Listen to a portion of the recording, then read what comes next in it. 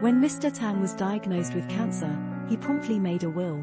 In his testament, he divided all of his wealth between his wife and 2 children.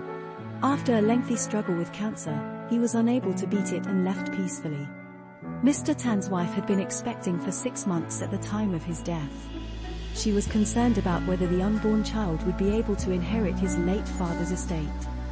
Generally, there shouldn't be any issue with the unborn child receiving the inheritance. However, if someone purposely challenges the will, it could be contestable.